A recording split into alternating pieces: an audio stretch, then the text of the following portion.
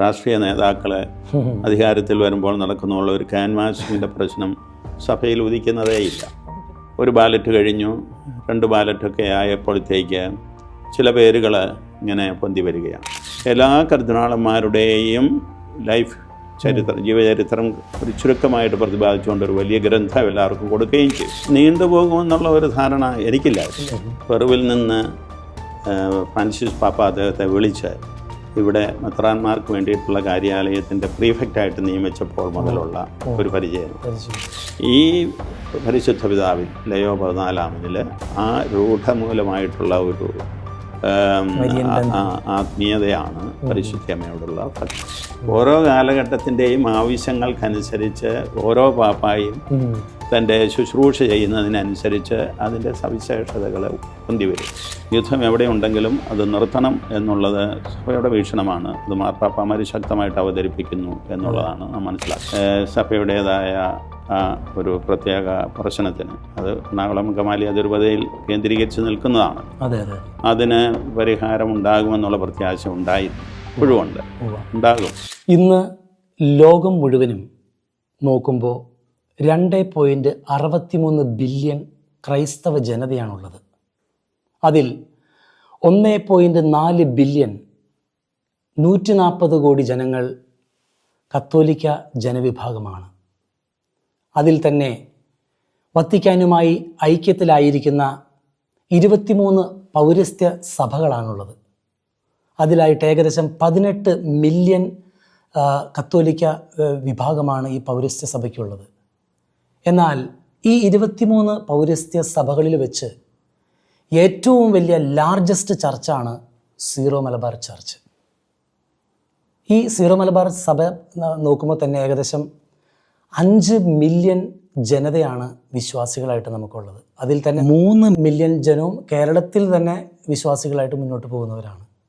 അങ്ങനെ നോക്കുമ്പോൾ പൗരസ്ത്യ സഭയിലെ ഏറ്റവും വലിയ സഭയായ സീറോ മലബാർ സഭയെ നയിക്കുവാൻ പരിശുദ്ധാത്മാവ് ഒരു വ്യാഴവട്ടക്കാലത്തേക്ക് തിരഞ്ഞെടുത്ത് സഭയെ നയിച്ച വലിയ ഒരു ഇടയനാണ് നമ്മളോടൊപ്പം ഇപ്പോൾ ആയിരിക്കുന്നത്. അഭിവന്യ ജോർജ് ആലഞ്ചേരി കർദിനാൾ പിതാവ്. പിതാവേ, അങ്ങേക്ക് ഒത്തിരി സ്നേഹത്തോടെ സ്വാഗതം. Thank you. ആദ്യമേ തന്നെ പിതാവേ, അങ്ങയോട് ചോദിക്കാനുള്ളൊരു ചോദ്യം, അങ്ങ് 2012 ബെനഡിക്റ്റ് 16 മാർപ്പാപ്പ അങ്ങയെ കർദിനാൾ പദവിയിലേക്ക് ഉയർത്തുന്നത്. ആ വർഷം തന്നെയാണ് 2013 മാർച്ച് മാസത്തിൽ ബെനഡിക്റ്റ് 16 മാർപ്പാപ്പയുടെ രാജിയോടുകൂടി പുതിയൊരു കോൺക്ലേവ് വിളിച്ചു ചേർക്കേണ്ടി വന്നത്. അപ്പം ആ കോൺക്ലേവിലാണ് ഫ്രാൻസിസ് മാർപ്പാപ്പ തിരഞ്ഞെടുക്കപ്പെടുന്നത്. അങ്ങയുടെ ആദ്യത്തെ ഒരു കോൺക്ലേവാണത്. അപ്പം ആ കോൺക്ലേവിൽ അങ്ങ് ആയിരുന്നപ്പോൾ അങ്ങയുടെ ഓർമ്മകൾ, അനുഭവങ്ങളൊന്ന് പങ്കുവയ്ക്കാവോ? കോൺക്ലേവിലെ ഓർമ്മകളെല്ലാം പങ്കുവയ്ക്കാൻ പറ്റുകയാണ്, നിങ്ങൾക്കറിയാമല്ലോ. എന്ന വരിയിലും പറയാവുന്നത് പറയാം. സഭയുടെ നന്മയ്ക്ക് ഉപകരിക്കുന്ന കാര്യങ്ങൾ പങ്കുവയ്ക്കുന്നത് നല്ലതുമാണല്ലോ. ആ കോൺക്ലേവിൽ പ്രവേശിക്കുമ്പോൾ എനിക്ക് തോന്നുന്നില്ല എല്ലാ പിതാക്കന്മാരുടെയും മനസ്സിൽ ഹോർഖിയോ ബെർഗോളിയോയെ പാപ്പായിട്ട് തിരഞ്ഞെടുക്കണമെന്നുള്ള ഒരു ചിന്ത അദ്ദേഹത്തെക്കുറിച്ചും ചിന്തിച്ചിരുന്നവർ ഉണ്ടായിരിക്കാം. ഏതായാലും മറ്റ് ചില പേരുകളുമൊക്കെ ഉണ്ടായിരുന്നു. ആ കോൺക്ലേവിൽ പ്രവേശിച്ചു കഴിഞ്ഞ് പ്രാർത്ഥനയുടെയും വളരെയേറെ ശാന്തതയുടെയും നിശബ്ദതയുടെയും എല്ലാം ഒരു അന്തരീക്ഷം വന്നപ്പോഴാണ്, അതുപോലെ തന്നെ കർദിനാൾ കന്തലമേസായുടെ ഒരു പ്രഭാഷണവും ധ്യാനവും ഉണ്ടായിരുന്നു ആരംഭത്തിൽ. അന്നും കന്തലമേസ ആ ഒരു പ്രഭാഷണവും ധ്യാനവും എല്ലാം കഴിഞ്ഞ് പതുക്കെ ചിന്തിച്ച് ഉള്ള വോട്ടിങ്ങിലേക്ക് വരികയും ഒരു ബാലറ്റ് കഴിഞ്ഞു, 2 ബാലറ്റൊക്കെ ആയപ്പോഴത്തേക്ക് ചില പേരുകൾ ഇങ്ങനെ പൊന്തി വരികയാണ്. അപ്പോൾ ഇതൊക്കെ പിതാക്കന്മാരുടെ മനസ്സിലുള്ള പേരുകളാണ്. അപ്പോൾ അതിനുശേഷം 1 2 ബാലറ്റൊക്കെ കഴിയുമ്പോഴേക്കും അല്പസമയം പ്രാർത്ഥനയ്ക്കൊക്കെ ആയിട്ട് വീണ്ടും നിയോഗിക്കും. ചിലപ്പോൾ ഒരു രാത്രി തന്നെ തിരിച്ചു പോകും, പിന്നീട് വരും. അങ്ങനെയുള്ള സന്ദർഭങ്ങളിലെല്ലാം തീർച്ചയായിട്ടും പിതാക്കന്മാർ അങ്ങോട്ടും ഇങ്ങോട്ടും ഒക്കെ സംസാരിക്കുന്നുണ്ട്, വളരെ നിശബ്ദമായിട്ടൊക്കെ. അത് നാം ഉദ്ദേശിക്കുന്നത് പോലെ ഒരാൾക്ക് വേണ്ടി പറയുകയോ മറ്റൊരാളെ വേണ്ടെന്ന് പറയുകയോ ഒന്നുമല്ല. പിന്നെയോ ആളുകളൊക്കെ എങ്ങനെയുണ്ട് എന്ന് പരസ്പരം അന്വേഷിച്ച് മനസ്സിലാക്കുകയാണ്. തീരുമാനങ്ങളെല്ലാം പിതാക്കന്മാർ ഓരോരുത്തരായിട്ട് ദൈവാത്മാവിൽ ആശ്രയിച്ച് എടുക്കുന്നതാണ്. നാം ഉദ്ദേശിക്കുന്നത് പോലെ രാഷ്ട്രീയ നേതാക്കളെ അധികാരത്തിൽ വരുമ്പോൾ നടക്കുന്നുള്ള ഒരു ക്യാൻവാസിങ്ങിൻ്റെ പ്രശ്നം സഭയിൽ ഉദിക്കുന്നതേയില്ല. അത് പിതാവ് പറഞ്ഞത് വലിയൊരു കാര്യമായിട്ട് തോന്നുന്നു. കാരണം പലപ്പോഴും ഇങ്ങനെയൊക്കെ ഒരു ചിന്ത വരുന്നുണ്ട്. കോൺക്ലേവിൽ അവർക്ക് ഇഷ്ടപ്പെട്ടവരെ ക്യാൻവാസ് ചെയ്യുന്നു, അല്ലെങ്കിൽ ഒന്നിച്ചു കൂടുന്നു, രാജ്യങ്ങൾ തിരിഞ്ഞ് അല്ലെങ്കിൽ ഇഷ്ടങ്ങൾ തിരിഞ്ഞ്, അങ്ങനെയൊന്നും ഒരിക്കലുമില്ല. കാരണം അങ്ങനെയുള്ളത് ഈ തിരഞ്ഞെടുപ്പിൻ്റെ പരിശുദ്ധാത്മാവിൻ്റെ പ്രവർത്തനത്തിന് തന്നെ എതിരായിരിക്കും. അതുകൊണ്ട് എല്ലാവർക്കും അതേക്കുറിച്ചുള്ള ബോധ്യമുണ്ട്. തന്നെയുമല്ല, കോൺക്ലേവിന് മുമ്പുള്ള പ്രഭാഷണങ്ങളിലും ചിന്തകളിലും എല്ലാം ഇത് പ്രത്യേകം എടുത്തു പറഞ്ഞ് നമ്മളെ ബോധവൽക്കരിക്കുകയും ചെയ്യും. അപ്പോൾ അങ്ങനെയുള്ള ആ പേരുകളൊക്കെ പൊന്തി വന്ന് അങ്ങനെ 3-4 മാസത്തെ ഒക്കെ ആ വോട്ടിങ്ങിൽ ബെർഗോളിയോ കർദിനാൾ പാപ്പായിട്ട് തിരഞ്ഞെടുക്കപ്പെടുകയാണ് ചെയ്തത്. സമാനമായിരുന്നു ഇപ്രാവശ്യത്തെയും തെരഞ്ഞെടുപ്പെന്ന് ഞാൻ ഊഹിക്കുകയാണ്. ഞാൻ ഇപ്രാവശ്യം കോൺക്ലേവിൽ ഇല്ലായിരുന്നല്ലോ. പിതാവ് ഇപ്പോഴത്തെ കോൺക്ലേവിൻ്റെ ഡിസ്കഷനിൽ വരുന്നതിന് മുമ്പ് പിതാവ് പറഞ്ഞൊരു കാര്യം ഞാൻ കൂട്ടിച്ചേർക്കാൻ ആഗ്രഹിക്കുകയാണ്. പിതാവ് നമ്മുടെ മാർപ്പാപ്പയുടെ ദ സ്പെരാൻസ, ഹോപ്പ്, ആത്മകഥ ഫ്രാൻസിസ് പിതാവിൻ്റെ ഒരു പക്ഷേ വായിച്ചിട്ടുണ്ടായിരിക്കും. അതിനകത്ത് ഈ ഇലക്ഷനെ കുറിച്ച് മാർപ്പാപ്പ വിവരിക്കുന്നുണ്ട്. അപ്പോൾ അദ്ദേഹം പറയാണ്, അന്നേരം എനിക്കും ഓർമ്മയുണ്ട്, ആ നാളുകളിൽ ഈ പല മാധ്യമങ്ങളും പ്രത്യേകിച്ച് സെക്കുലർ മാധ്യമങ്ങളൊക്കെ ഒരു 10-12 പേരുടെ ലിസ്റ്റ് വിട്ടിരുന്നു. അതിൽ ഫ്രാൻസിസിൻ്റെ പടമോ പേരോ ഒന്നും വന്നിട്ടില്ല. പക്ഷേ ഫ്രാൻസിസ് മാർപ്പാപ്പ പറയാണ്, ഞാൻ ബാൽക്കണിയിൽ ജനങ്ങളെ ആശീർവദിക്കാൻ വന്നപ്പോൾ അവിടെ ഒരു ഭിക്ഷാടകൻ നിൽക്കുന്നുണ്ടായിരുന്നു. അദ്ദേഹത്തിൻ്റെ കഴുത്തിൽ ഒരു പേര് കെട്ടിത്തൂക്കിയിട്ടുണ്ടായിരുന്നു, ഫ്രാൻസിസ് ഒന്നാമെന്ന്. അപ്പം അങ്ങനെ ഒരു പേര് വെളിപ്പെട്ട് കിട്ടിയത് സത്യം പറഞ്ഞാൽ ഒരു സാധാരണക്കാരനായ ഒരു ദരിദ്രനായ ഒരു പാവപ്പെട്ടൊരു വ്യക്തിക്ക് മാത്രമാണ്. അപ്പം പിതാവ് പറഞ്ഞതനുസരിച്ച് ഒരിക്കലും അവിടെ സ്വാധീനങ്ങളോ ഒന്നുമില്ലാതെ കർദിനാൾമാരെല്ലാവരും പ്രാർത്ഥിച്ച് പരിശുദ്ധാത്മാവിനെ നയിക്കപ്പെട്ട് ആരെ തിരഞ്ഞെടുക്കണമെന്ന് ദൈവത്തിൻ്റെ നയിക്കലനുസരിച്ച് മാത്രം നടന്നൊരു തിരഞ്ഞെടുപ്പായിട്ട് അതിനെ തീർച്ചയായിട്ടും നമുക്ക് കാണാൻ സാധിക്കും. ജോബിച്ചൻ പറഞ്ഞത് ശരിയാണ്. അത് എല്ലാ കോൺക്ലേവുകളിലും അങ്ങനെയാണ് സംഭവിക്കുന്നത്. മാനുഷികമായിട്ടുള്ളതൊക്കെ ചരിത്രത്തിൽ എതിരായിട്ട് സംഭവിച്ചിട്ടുണ്ട് എന്ന് നമ്മൾ സഭാചരിത്രത്തിൽ വായിക്കുന്നുണ്ട്. അത് നമുക്ക് ദൈവത്തിൻ്റെ പ്രവർത്തനമായിട്ട് കാണേണ്ട, മനുഷ്യരുടേതായിട്ടുള്ള ബലഹീനതകളായിട്ട് കരുതിയാൽ. പിതാവ് നേരത്തെ പറയാൻ വന്ന കാര്യം ഇതായിരുന്നു, അതായത് ഇപ്പം നടന്ന കോൺക്ലേവിനെ കുറിച്ച്. അപ്പോൾ തീർച്ചയായിട്ടും അന്ന് നടന്ന കോൺക്ലേവിൽ ഒരുപാട് അനുഭവങ്ങൾ, ഓർമ്മകൾ അങ്ങേക്കുണ്ട്. ഇപ്പോഴത്തെ കോൺക്ലേവിന് മുമ്പായിട്ട് നടന്ന കർദിനാളന്മാരുടെ സമ്മേളനങ്ങളാണ് വാസ്തവത്തിൽ നമ്മുടെ കോൺക്ലേവിലുള്ള പിതാക്കന്മാർക്ക് പ്രകാശം പരത്തിയ, അത് വലിയ സ്വാധീനം ചെലുത്തിയിരുന്നു അല്ലേ? സ്വാധീനിക്കുക എന്നുള്ളതിനേക്കാൾ ഉപരി അവർക്ക് ബോധ്യങ്ങളും അവർക്ക് ദൈവത്തിൻ്റെ ഹിതം എന്താണെന്നുള്ള വെളിപ്പെടുത്തലുമൊക്കെ ആന്തരികമായിട്ട് ലഭിച്ച സന്ദർഭമായിരുന്നു. അതുകൊണ്ട് ആരെയും സ്വാധീനിച്ചിട്ടില്ല. ആ സന്ദർഭങ്ങളുടെ സമയത്തും ഇടയ്ക്ക് ഇൻ്റർവെൽ ഉണ്ടായിരുന്നപ്പോഴൊന്നും ആർക്കും വേണ്ടി ക്യാൻവാസ് ചെയ്യുന്നതായിട്ട് ഞാൻ കണ്ടില്ല. പിന്നെയോ എല്ലാവരും പരസ്പരം അന്വേഷിക്കുന്നുണ്ടായിരുന്നു, അങ്ങനെ ആ കർദിനാൾ എങ്ങനെയാണ്, ഇദ്ദേഹം എങ്ങനെയാണ്, അങ്ങനെയൊക്കെ. അതുപോലെ തന്നെ എല്ലാ കർദിനാളന്മാരുടെയും ലൈഫ് ചരിത്രം, ജീവചരിത്രം ഒരു ചുരുക്കമായിട്ട് പ്രതിപാദിച്ചുകൊണ്ട് ഒരു വലിയ ഗ്രന്ഥം എല്ലാവർക്കും കൊടുക്കുകയും ചെയ്തു. അത് കോൺക്ലേവിലുള്ളവരുടെയും ഇല്ലാത്തവരുടെയും. അപ്പോൾ അങ്ങനെയുള്ളപ്പോൾ അതെല്ലാം പഠിച്ച് ഒക്കെ മനസ്സിലാക്കിയിട്ടാണ്, ധ്യാനിച്ചിട്ടാണ്, പ്രാർത്ഥിച്ചിട്ടാണ് ഈ പിതാക്കന്മാരെല്ലാം കോൺക്ലേവിലേക്ക് പോയത്. അപ്പോൾ ഞാൻ പറഞ്ഞതുപോലെ ഉള്ള ഒരു പ്രതിഭാസം അവിടെ സംഭവിച്ചിട്ടുണ്ട്. ഒരു ആധ്യാത്മിക പ്രതിഭാസം തന്നെയാണ്. ദൈവത്തിൻ്റെ തെരഞ്ഞെടുപ്പ് തന്നെയാണ് മാർപ്പാപ്പമാരുടെ തെരഞ്ഞെടുപ്പെന്നാണ് എൻ്റെ പരമമായ ബോധ്യം. തീർച്ചയായും എനിക്ക് തോന്നുന്നത് അന്ന് പറഞ്ഞ കർദിനാൾ പിതാവ് പറഞ്ഞ കാര്യം 100% ശരിയാണല്ലോ. അതുകൊണ്ടാണ് ഒരു സർപ്രൈസിങ് ഒരു ഇലക്ഷൻ തന്നെ ഇത്തവണ നടന്നത്, മാനുഷികമായ ഇടപെടലില്ലാതെ. പിതാവെ, അന്നത്തെ കോൺക്ലേവും ഈ ഒരു കോൺക്ലേവും തമ്മിലൊരു വ്യത്യാസം എന്തായിരിക്കും പിതാവിൻ്റെ ഓർമ്മകളിൽ വരുന്ന എന്തെങ്കിലും അത്ര വല്ല വ്യത്യാസം ഉണ്ടായിട്ടില്ല എന്നാണ് തോന്നുന്നത്? കാരണം ഞാൻ ചോദിക്കാൻ കാരണം ഒരു പ്രത്യേകമായ ഒരു കാഴ്ചപ്പാട്, ചിന്താഗതികൾ അതിശക്തമായി ഞങ്ങളുടെ ഇടയിൽ, നിങ്ങളുടെ കോൺക്ലേവിൽ അവിടെ ആയിരിക്കുമ്പോൾ പുറത്ത് കേട്ട, അതായത് കരുതന്മാർക്ക് തമ്മിൽ പരസ്പരം പരിചയമില്ല, അതുകൊണ്ട് കോൺക്ലേവ് നീണ്ടുപോകാൻ സാധ്യതയുണ്ട്, പലതരത്തിലുള്ള അഭിപ്രായങ്ങൾ വന്നിരുന്നു. ഒരുപക്ഷെ പിതാവ് പറഞ്ഞ കാര്യം ഉത്തരമായിരിക്കാം, അതായത് അവിടെ എല്ലാവരുടെയും ഒരു ഷോർട്ട് ബയോഗ്രഫി കൊടുത്തു. നീണ്ടുപോകുമെന്നുള്ള ഒരു ധാരണ ഇല്ലായിരുന്നു. അത് ഈ കർദ്ദാളന്മാരുടെ സമ്മേളനം നടക്കുന്നതിന് മുമ്പ് തന്നെയും ഇല്ലായിരുന്നു. കാരണം എന്താണെന്ന് ചോദിച്ചാൽ, എത്ര പുതുതായിട്ട് തിരഞ്ഞെടുക്കപ്പെടുന്ന കർദ്ദാളന്മാരാണെങ്കിലും അവരുടെ ഈ ഉത്തരവാദിത്വത്തെക്കുറിച്ചുള്ള ചിന്ത മനസ്സിൽ വരുമ്പോൾ അവരന്വേഷിക്കും, അവർ പഠിക്കാൻ ശ്രമിക്കും, അവർക്ക് ദൈവത്തിൻ്റെ സഹായം കിട്ടും, അവരൊരു നിഗമനത്തിലേക്ക് എത്തും. ആ നിഗമനങ്ങൾ അവർ മറ്റുള്ളവരുമായിട്ട് പങ്കുവയ്ക്കും.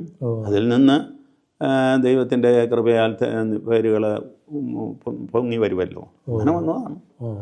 പിന്നെ ഒരു കോൺക്ലേവിലും ആരും ഒരിക്കലും ചിന്തിക്കാത്ത ആളെന്ന് നമുക്ക് പറയാൻ പറ്റില്ല. കുറേ കർദ്ദിനാളന്മാരുടെ എങ്കിലും മനസ്സിൽ ഇന്ന ആളുകൾ ഈ തിരഞ്ഞെടുക്കപ്പെടുന്ന വ്യക്തിയുടെ പേരും ഉണ്ടായിരുന്നിരിക്കണം. അത് ബെർഗോളിയോ പിതാവിനെ സംബന്ധിച്ചു അത് തന്നെ ശരിയാണ്. കാരണം അദ്ദേഹത്തിൻ്റെ പേര് ആദ്യം മുതലേ പൊന്തി വരുന്നുണ്ടായിരുന്നു. അപ്പം അങ്ങനെ ഉള്ള രീതിയിലുണ്ട്. അതെല്ലാം എല്ലാവരും പറഞ്ഞ് മീഡിയയിലേക്ക് വിട്ടിട്ടുണ്ടാവില്ല എന്ന് മനസ്സിലാക്കി. അതെ, തീർച്ചയായിട്ടും.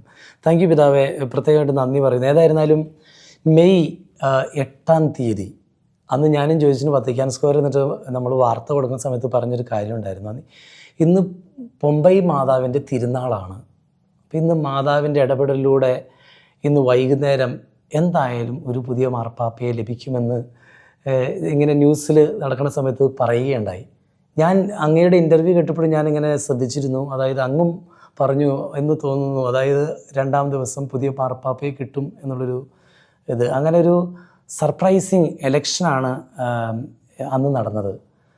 അപ്പം മാതാവിൻ്റെ ആ തിരുനാളിൻ്റെ അന്നാണ് പുതിയ മാർപ്പാപ്പ എലക്ട് ചെയ്യപ്പെടുന്നത്.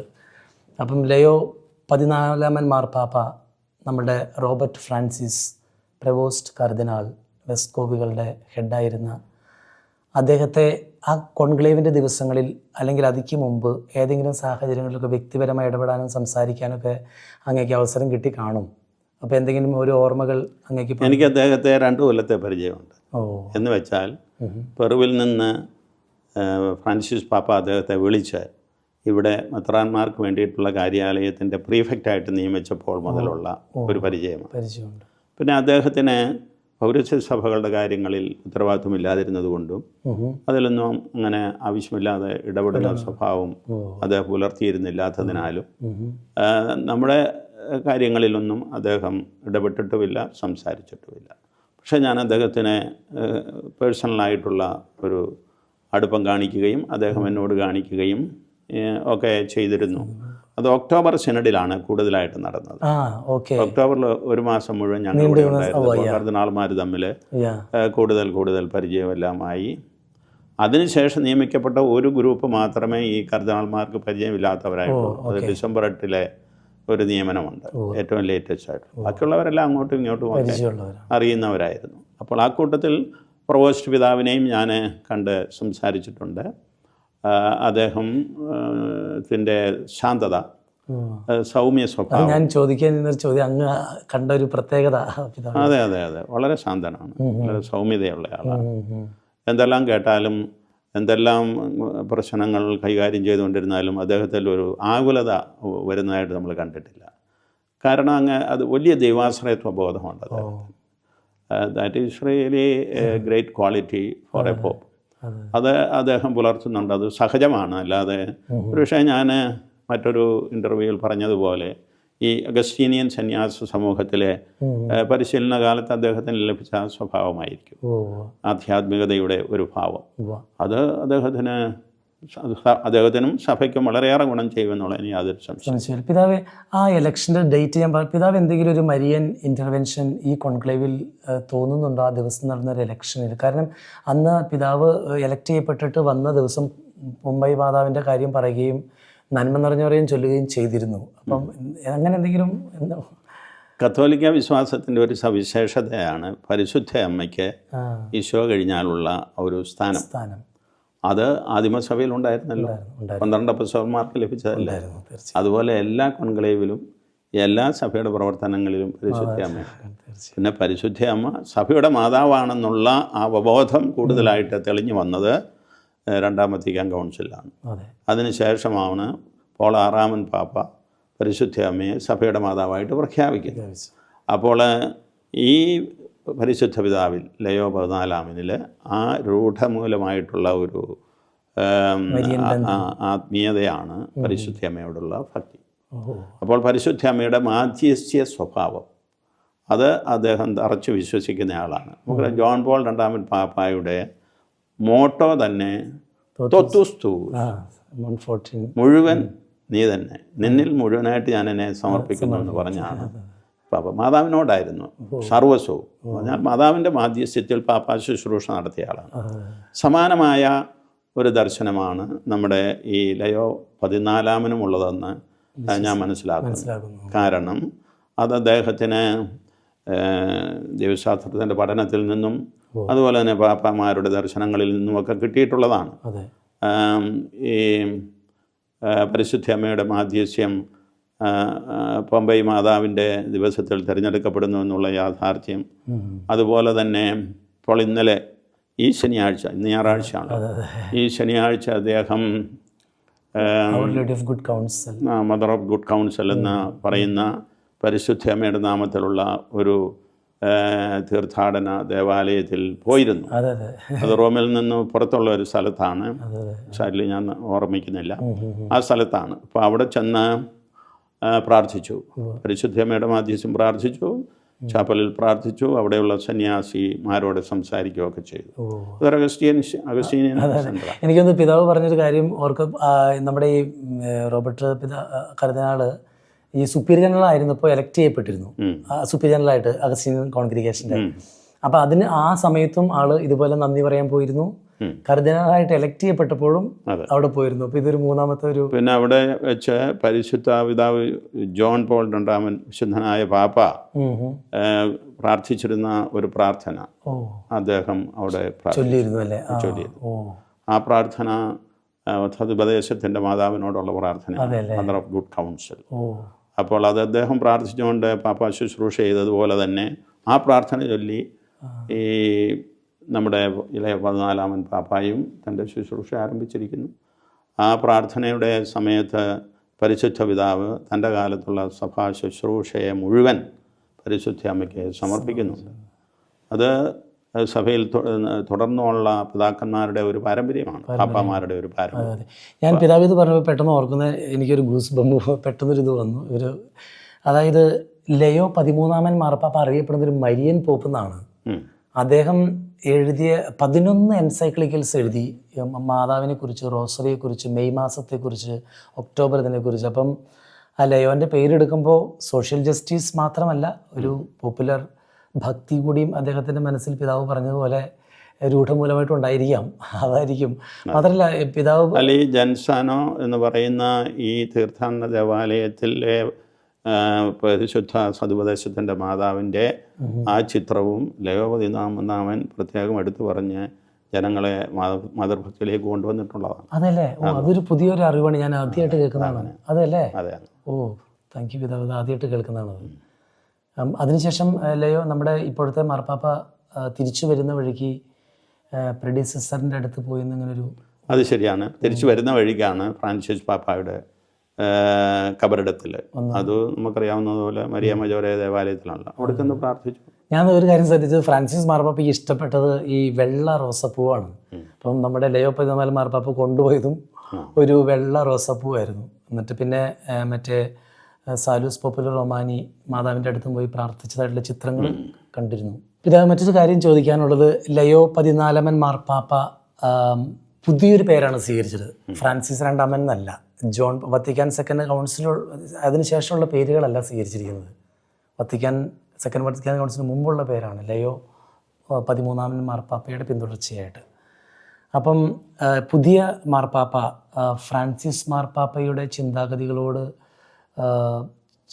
അതിൻ്റെ ഒരു കണ്ടിന്യൂറ്റി ആയിരിക്കുമോ, അത് ലയോ 13 മാർപ്പാപ്പയുടെ സോഷ്യലിസ്റ്റ് തോട്ട് അല്ലെങ്കിൽ ജോൺ പോൾ രണ്ടാമൻ മാർപ്പാപ്പയുടെയും ഫ്രാൻസിസ് പിതാവിൻ്റെയൊക്കെ ഒരു ചിന്താഗതി ആയിരിക്കും, അത് പുതിയ ശൈലിയിലായിരിക്കും സഭയെ നയിക്കുന്നത്. അങ്ങനെ ഒരു പൊതു ചിന്തകൾ ഇങ്ങനെ ഉണ്ട്, എങ്ങനെയായിരിക്കും സഭ മുന്നോട്ട് പോകുന്നുള്ളത്? എല്ലാ മാർപ്പാപ്പന്മാരും പത്രോസിൻ്റെ പിൻഗാമി. അതെ, തീർച്ചയായിട്ടും. പത്രോസിനോട് നമ്മുടെ കർത്താവ് പറഞ്ഞ ദൗത്യമാണ് അവരെല്ലാവരും നിർവഹിക്കുന്നത്. അതെ. അപ്പോൾ അങ്ങനെ വരുമ്പോൾ ആ ദൗത്യത്തിൻ്റെ പ്രത്യേകതകൾ വരുന്നത് ഓരോ പാപ്പാമാരുടെയും മാനുഷികമായ കഴിവുകൾ, ആധ്യാത്മികമായ ദാനങ്ങൾ, ഇതെല്ലാമാണ് വ്യത്യസ്തത വരുത്തുന്നത്. പക്ഷേ ആ വ്യത്യസ്തത അടിസ്ഥാനപരമായ ദൗത്യത്തിന് ഒരു മാറ്റവും വരുത്തുന്നില്ല. ആ ദൗത്യം ഇങ്ങനെ ഒരു തുടർച്ചയായിട്ട് കർത്താവായി ശമിശയുടെ ദൗത്യമായി ഈ ലോകത്തിൽ തുടരുകയാണ്. പക്ഷേ ഓരോ മാർപ്പാപ്പായുടെയും വ്യത്യസ്ത ശൈലികൾക്ക് രണ്ട് കാരണങ്ങളുണ്ട്. ഒന്ന് ഞാൻ പറഞ്ഞ അവരുടെ വ്യക്തിപരമായിട്ടുള്ള കാര്യങ്ങൾ, രണ്ടാമത്തത് കാലഘട്ടത്തിൻ്റെ ആവശ്യങ്ങൾ. ഓരോ കാലഘട്ടത്തിൻ്റെയും ആവശ്യങ്ങൾക്കനുസരിച്ച് ഓരോ പാപ്പായും തൻ്റെ ശുശ്രൂഷ ചെയ്യുന്നതിനനുസരിച്ച് അതിൻ്റെ സവിശേഷതകൾ പൊന്തിവരും. ജോൺ പോൾ രണ്ടാമൻ പാപ്പായുടെ കാലത്തും അതുപോലെ തന്നെ ഈ ഫ്രാൻസിസ് പാപ്പായുടെ കാലത്തും നമ്മൾ കാണുന്ന ഒരു സവിശേഷതയുണ്ട്. അവരാരംഭിക്കുന്നിടത്ത് മാത്രം അങ്ങ് നിൽക്കുകയല്ല, അവർ ആരംഭിക്കുന്ന ശൈലിക്ക് തന്നെ വ്യത്യാസവും വളർച്ചയും പിന്നെയും ഉണ്ടാകുന്നുണ്ട്. അപ്പോൾ അതെല്ലാം പൊന്തി വരുന്ന പുതിയ പുതിയ സഭയുടെയും ലോകത്തിൻ്റെയും ആവശ്യങ്ങൾക്ക് വേണ്ടിയിട്ടുള്ള അവരുടെ പ്രതിപ്രവർത്തനമാണ്. അപ്പോൾ ആ പ്രതിപ്രവർത്തനത്തെക്കുറിച്ചാണ് നമ്മൾ മനസ്സിലാക്കേണ്ടത്. അതുകൊണ്ട് ഒരു പാപ്പായിൽ നിന്ന് വേറൊരു പാപ്പ വരുമ്പോൾ നൈരന്തര്യമുണ്ട്, കണ്ടിന്യൂറ്റി ഉണ്ട്. പക്ഷെ ആ കണ്ടിന്യൂറ്റി പത്രോസിൻ്റെ പിൻഗാമിയുടേതാണെന്ന് വരികിൽ അവരുടേതായ ശൈലിയുടെ പ്രത്യേകതകൾ ഈ നമ്മുടെ പുതിയ പാപ്പായ്ക്ക് ഈ കാലഘട്ടത്തിൻ്റെതായ ആവശ്യകതകൾക്ക് അനുസരിച്ച് തീർച്ചയായിട്ടും പറയും. പിന്നെ അദ്ദേഹം തന്നെ സഭയുടെയും ഇന്നത്തെ ലോകത്തിൻ്റേതുമായിട്ടുള്ള ആവശ്യങ്ങൾ മുന്നിൽ വെച്ചുകൊണ്ടുള്ള ചില പ്രത്യേക സന്ദേശങ്ങൾ നൽകി കഴിഞ്ഞല്ലോ. അപ്പോൾ ആ സന്ദേശങ്ങളിൽ നിന്നും നമ്മൾ മനസ്സിലാക്കുന്നത് തന്നെയാണ്. അങ്ങനെയാണ് നമ്മളതിനെ മനസ്സിലാക്കുക. താങ്ക് യു പിതാവേ. ഞാനത് പെട്ടെന്ന് ഓർമ്മ വരുന്നത്, ഇന്ന് റെജീന ചേലിയുടെ സമയത്ത് ലയോ 14 മാർപ്പാപ്പ വന്ന് എല്ലാവരെയും ആശീർവദിക്കുമ്പോൾ അല്ലെങ്കിൽ പ്രാർത്ഥന നടത്തിയതിന് ശേഷം പറഞ്ഞ രണ്ട് വാക്കുകളൊന്ന് ഫ്രാൻസിസ് പിതാവിനെ മാർപ്പാപ്പയെ കോട്ട് ചെയ്തു. രണ്ട് യുവജനങ്ങളെ പ്രത്യേകം ഓർത്തുകൊണ്ട് ജോൺ പോൾ രണ്ടാമൻ മാർപ്പാപ്പയുടെ വാക്ക് പ്രത്യേകം കോട്ട് ചെയ്ത നോൺ അബിയാത്തെ പൗറ, നിങ്ങൾ ഭയപ്പെടരുത്, ശക്തമായിട്ട് മുന്നോട്ട് പോകണം എന്നുള്ള കാര്യം. അപ്പം പിതാവ് പറഞ്ഞത് ശരിയാണ്. എല്ലാ മാർപ്പാപ്പന്മാരുടെ ഒരു മിക്സറായിട്ട് പരിശുദ്ധാത്മാവ് നയിക്കുന്ന പോലെ ഒരു പ്രോഗ്രസീവ് സ്റ്റെപ്പിലൂടെ സഭയെ നയിക്കുമെന്ന് തന്നെ നമുക്ക് പ്രത്യാശിക്കാം. പിതാവെ, എനിക്കൊരു കാര്യം ചോദിക്കാനുള്ളത്, ഈ സഭയിൽ ഇപ്പം ഞാൻ പെട്ടെന്ന് എൻ്റെ ഓർമ്മയിൽ വന്നത് ഈ city of God, western classical സ്പിരിച്വാലിറ്റിയിൽ ഏറ്റവും കൂടുതൽ വലിയൊരു സ്വാധീനം ചെലുത്തിയൊരു ബുക്ക് തന്നെയാണ് സിറ്റി ഓഫ് ഗോഡ്, സെൻറ്റ് അഗസ്റ്റിൻ്റെ. ഇപ്പം നമ്മുടെ ലയോ മാർപ്പാപ്പ അഗസ്റ്റീനിയൻ സഭയിൽ നിന്നും വരുന്ന ഒരു പിതാവാണല്ലോ. അപ്പം ഈ പുസ്തകത്തിൽ, വിശുദ്ധ അഗസ്റ്റിൻ എഴുതിയ പുസ്തകത്തിൽ രണ്ട് നഗരങ്ങളെക്കുറിച്ചാണ് പ്രതിപാദിക്കുന്നത്. ഒന്ന് സിറ്റി ഓഫ് ഗോഡ്, രണ്ട് city of world human beings എന്ന് പറഞ്ഞാൽ. അപ്പം ഇതിൻ്റെ അകത്ത് രണ്ട് കാര്യങ്ങൾ കാണുന്നത്, ദൈവം സ്ഥാപിക്കാൻ ആഗ്രഹിക്കുന്ന നഗരത്തിൽ ജീവിക്കുന്നവരും ലോകത്തിൻ്റെ സെക്കുലറിസ്റ്റ് വാല്യൂ ജീവിക്കുന്നവരും ഒരു ടഗ് ഓഫ് വാർ. അപ്പം അങ്ങനൊരു സിറ്റുവേഷൻ ആക്ച്വലി ഇപ്പോഴും നടന്നുകൊണ്ടിരിക്കുകയാണ്. അല്ലെങ്കിൽ ആ ഒരു സാഹചര്യം നിലനിൽക്കും. ആധുനിക യുഗത്തിൽ സഭയെ എങ്ങനെയായിരിക്കും നമ്മുടെ പുതിയ മാർപ്പാപ്പയ്ക്ക് നയിക്കാനാവുക? അതിനെക്കുറിച്ച് തീർച്ചയായിട്ടും ഈ സംഘർഷം, അതായത് ലോകത്തിൻ്റെ ചിന്താഗതികളും പ്രവർത്തനങ്ങളും തമ്മിലും സഭയുടെ സന്ദേശവും സാക്ഷ്യവും തമ്മിലുമുള്ള ഒരു സംഘർഷം, അത് എന്നും ഉണ്ടായിരിക്കും. ഇത് നമ്മൾ യോഹന്നാൻ എഴുതിയ സുവിശേഷത്തിൽ വായിക്കുന്നതാണല്ലോ. അപ്പോൾ ആ ലോകത്തെ പ്രത്യേകം മാറ്റി നിർത്തിക്കൊണ്ട് കർത്താവ് ശിഷ്യന്മാർക്ക് വേണ്ടി പ്രാർത്ഥിക്കുന്നുണ്ട്. ആ ലോകമെന്ന് പറയുന്നത് ഭൗതികതയുടെ ഒരു ലോകമാണ്. ലോകം മുഴുവൻ തിന്മയാണെന്നല്ല അതിൻ്റെ അർത്ഥം. ലോകം തിന്മയിലേക്ക് ചാച്ചിലുള്ള ഒരു യാഥാർത്ഥ്യമാണ്. അപ്പോൾ അത് മനുഷ്യരിലുമുണ്ട്. അപ്പോൾ അതിനെ വേർതിരിച്ചിട്ട് ആത്മീയതയുടേതായ ചൈതന്യത്തിൽ ദൈവഹിതമനുസരിച്ച് ജീവിക്കുന്ന ഒരു ജനത്തെ രൂപപ്പെടുത്തുകയാണ് സഭയിലായാലും ലോകത്തിലായാലും മാർപ്പാപ്പമാരുടെ ദൗത്യവും സഭയുടെ ദൗത്യവും. അതാണ് ഈ സിറ്റി ഓഫ് ഗോഡിൽ നിന്ന്, അല്ലെങ്കിൽ സെൻറ്റ് അഗസ്റ്റിൻ്റെ ദർശനത്തിൽ നിന്നും നമ്മുടെ ലയോ 14 പാപ്പായ്ക്കുള്ള പുതിയ ദർശനം. അദ്ദേഹം അഗസ്റ്റീനിയനായതുകൊണ്ട് അത് നന്നായിട്ട് ആഴത്തിൽ പഠിച്ചിട്ടുണ്ടാവും. തന്നെയുമല്ല, അതുതന്നെ സഭയുടെയും ഒരു അന്തർധാരയാണല്ലോ. അതെ അതെ അതെ. ആ ഒരു രീതിയിൽ നമ്മൾ അതിനെ കാണുന്നത് നല്ലതാണ്. അങ്ങനെ ഒരു കാഴ്ചപ്പാട് ഇപ്പോൾ നമ്മൾ പുലർത്തുന്നത്. അത് പരിശുദ്ധാവിലുണ്ട്. പിതാവ് പറഞ്ഞ കാര്യം തീർച്ചയായിട്ടും ഇതിൻ്റെ അകത്ത് ഇങ്ങനെ സിറ്റി ഓഫ് ഗോഡിലൂടെ ഒരു സമാധാനം സ്ഥാപിക്കപ്പെട്ടൊരു നഗരമാണ് വിഭാവനം ചെയ്യുന്നത്. അത് തന്നെ, തീർച്ചയായിട്ടും. അപ്പം ഇന്ന് നടന്ന ഞായറാഴ്ച നടന്ന ആ റെജീന ചേലി പ്രാർത്ഥനയിൽ പിതാവ് ശക്തമായിട്ട് ഇങ്ങനെ ആവശ്യപ്പെട്ടു, no more war, please stop it.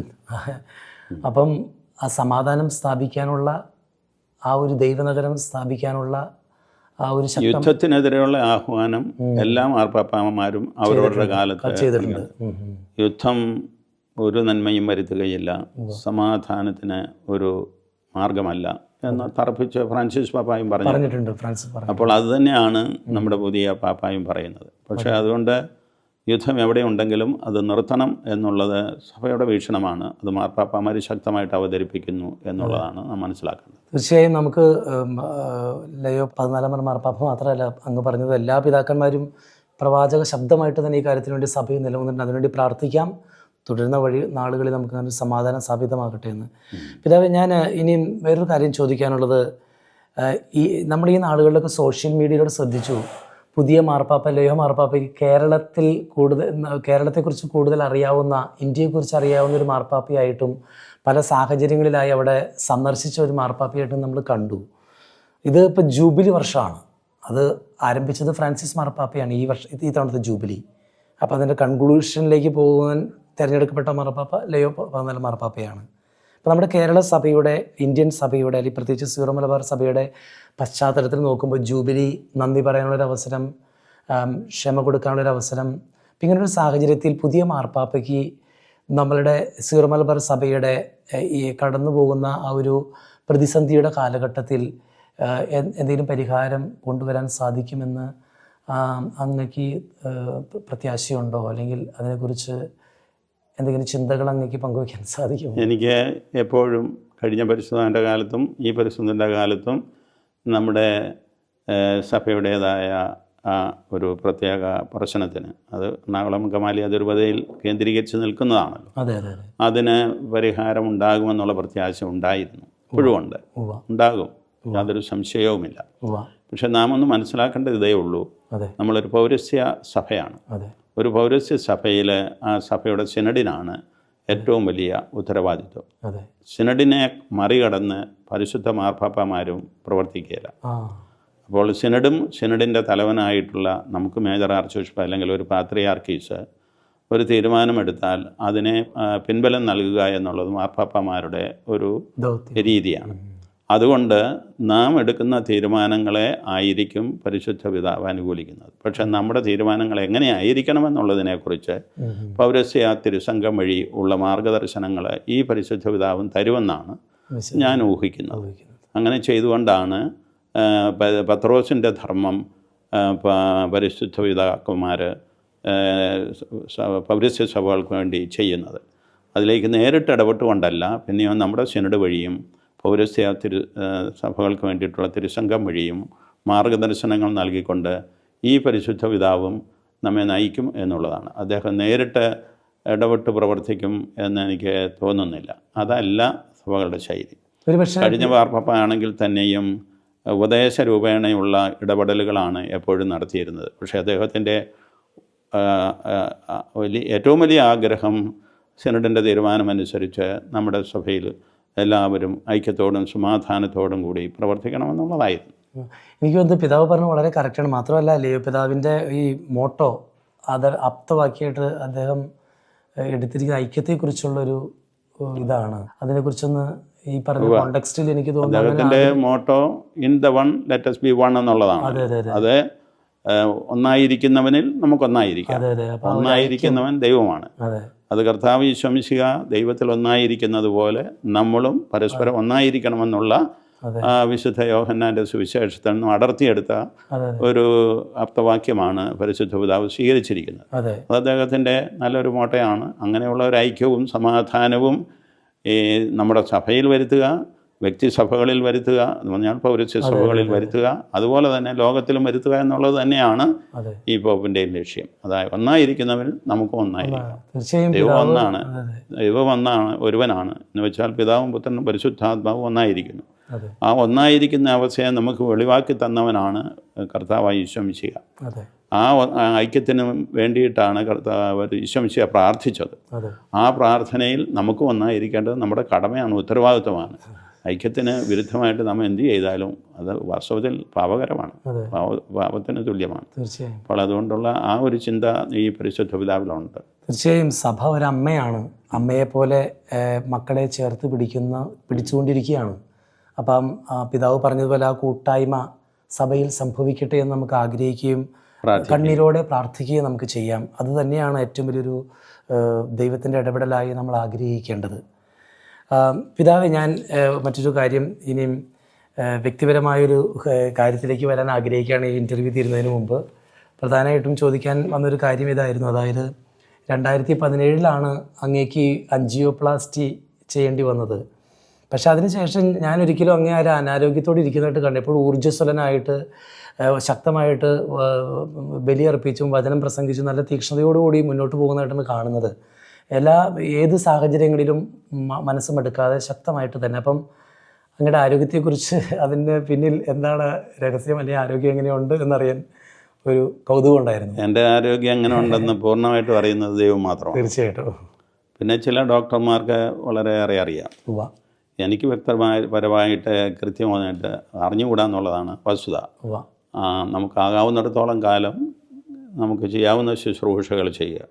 ഇപ്പോൾ ലൗകിക ശുശ്രൂഷകളില്ലെങ്കിൽ തന്നെയും ഒരു മെത്രാന് സഭയിൽ ചെയ്യാവുന്ന ശുശ്രൂഷകൾ എന്നെ ക്ഷണിക്കുന്നിടത്ത് എന്ന് ഞാൻ ചെയ്യുന്നു എന്ന് മാത്രമേ ഉള്ളൂ. വിശുദ്ധ കുർബാനയുടെ അർപ്പണം, മറ്റു കൂദാശകളുടേതായ പരികർമ്മം, അതുപോലെ തന്നെ പട്ടം കൊടുക്കൽ ശുശ്രൂഷ, ഇങ്ങനെയൊക്കെ ഉള്ളത്.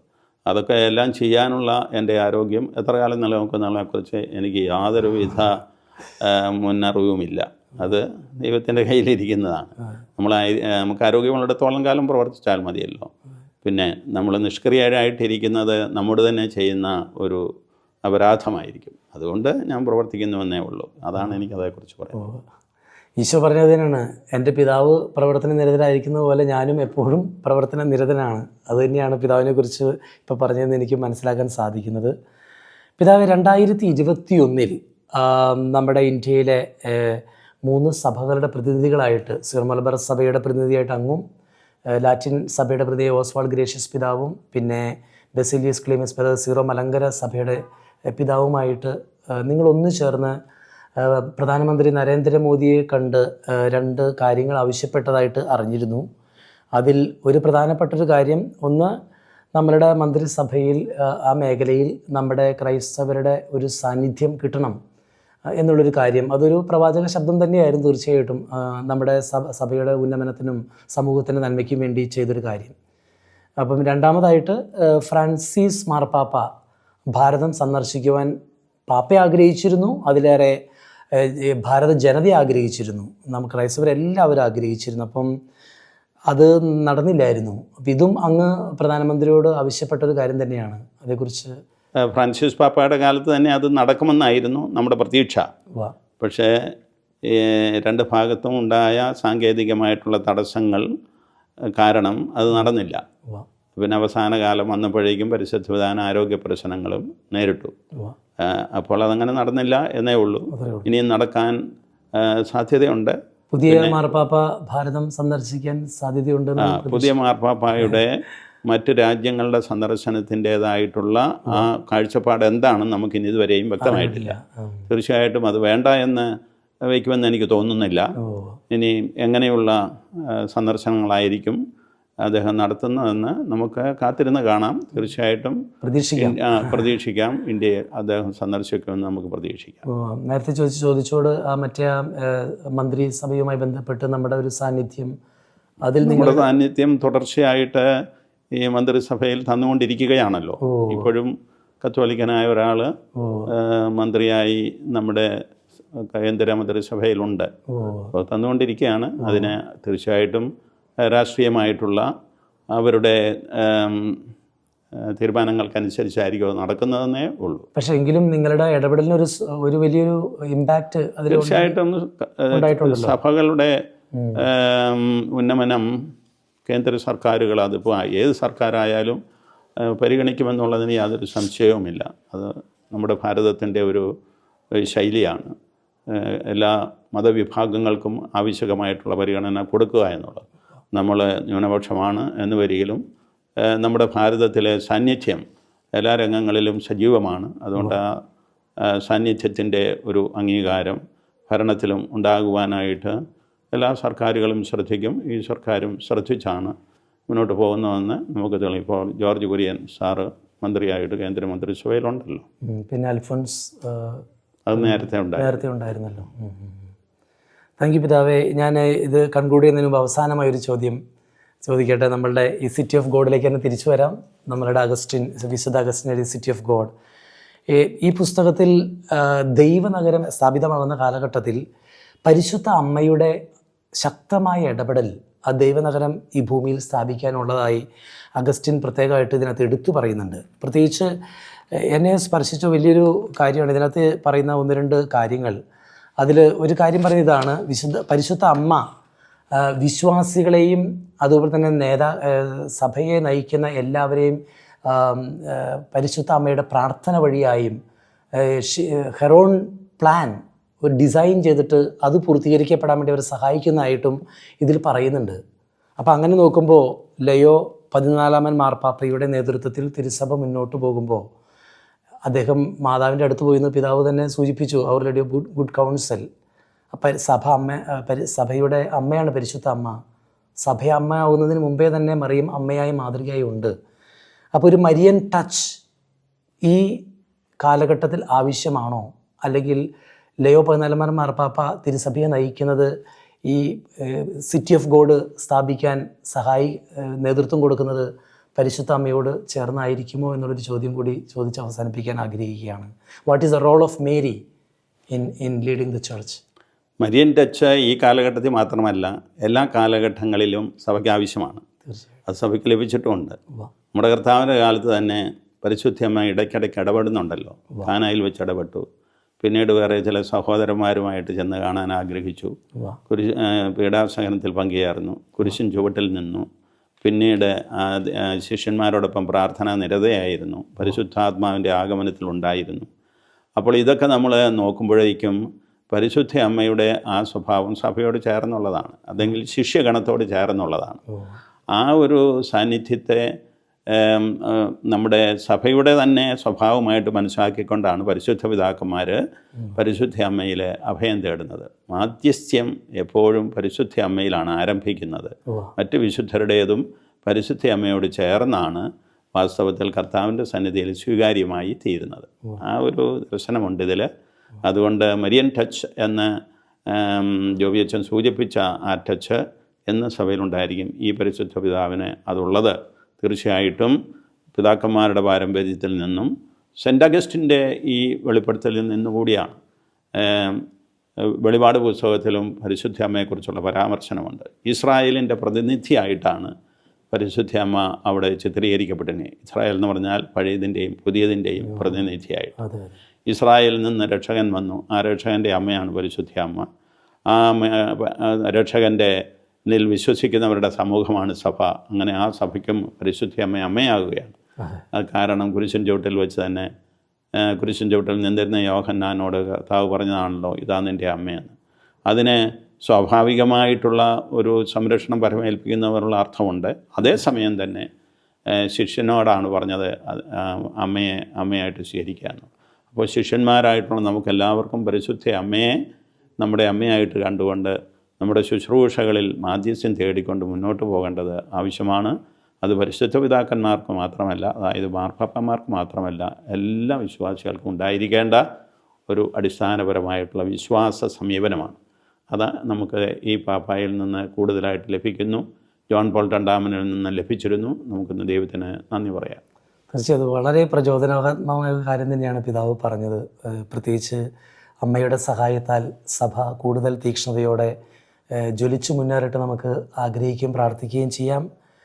ലാറ്റിനൈസേഷൻ്റെ ഫലമായി പ്രത്യേകിച്ച് 1599 ഉദയംപൂർ സുനഹദോസിന് ശേഷമൊക്കെ ആയിട്ട് സീറോ മലബാർ സഭയുടെ ആ പൈതൃകം വളർന്നു വരുന്നതിൽ ചില വേരുകൾക്ക് ബലക്ഷയം സംഭവിച്ചിട്ടുണ്ടെങ്കിലും പൗരസ്ത്യ സഭകളിലെ ഏറ്റവും തിളങ്ങുന്ന മുത്തായി തന്നെ സീറോ മലബാർ സഭ വിശ്വാസത്തിന് സാക്ഷ്യം വഹിച്ച് മുന്നേറിക്കൊണ്ടിരിക്കുകയാണ്. അതിന് പ്രധാനപ്പെട്ട കാരണം നമുക്ക് ലഭിച്ച വളരെ ഗിഫ്റ്റഡ് ആയിട്ടുള്ള ലീഡർഷിപ്പ് തന്നെയാണ്. അങ്ങനെ സഭയെ ഒരു വ്യാഴവട്ടക്കാലം നയിച്ച് സഭയുടെ നന്മയ്ക്ക് വേണ്ടി ഒരുപാട് അധ്വാനിച്ച, കണ്ണീർ നനവുള്ള പ്രാർത്ഥനകൾ മാത്രമായിട്ടല്ല, തൻ്റെ ജീവിതം ബലിയായി കൊടുത്ത് സഭയ്ക്ക് വേണ്ടി അധ്വാനിച്ച നമ്മുടെ പ്രിയപ്പെട്ട ഇടയനായ അഭിവന്യ കർദിനാൾ ജോർജ് ആലഞ്ചേരി പിതാവ് ഗുഡ്നസ് ടെലിവിഷന് വേണ്ടി നൽകിയ ഈ ഇൻ്റർവ്യൂവിന് പ്രത്യേകം നന്ദി പറയുകയാണ് പിതാവെ. ഒപ്പം അങ്ങ് ഞങ്ങൾക്കും സഭയ്ക്കും എല്ലാവർക്കും വേണ്ടി പങ്കുവച്ച എല്ലാ ചിന്തകൾക്കും അങ്ങേക്ക് ഒരിക്കൽ കൂടി നന്ദി പറയുന്നു. ഒബിയച്ചന് നന്ദി. അതുപോലെ തന്നെ ഗുഡ്നസ് ടിവിയുടെ പ്രേക്ഷകർക്കെല്ലാം എൻ്റെ സ്നേഹം നിറഞ്ഞ അഭിവാദനങ്ങൾ റോമിൽ നിന്ന് അറിയിക്കുന്നു. ദൈവം നമ്മെ അനുഗ്രഹിക്കട്ടെ.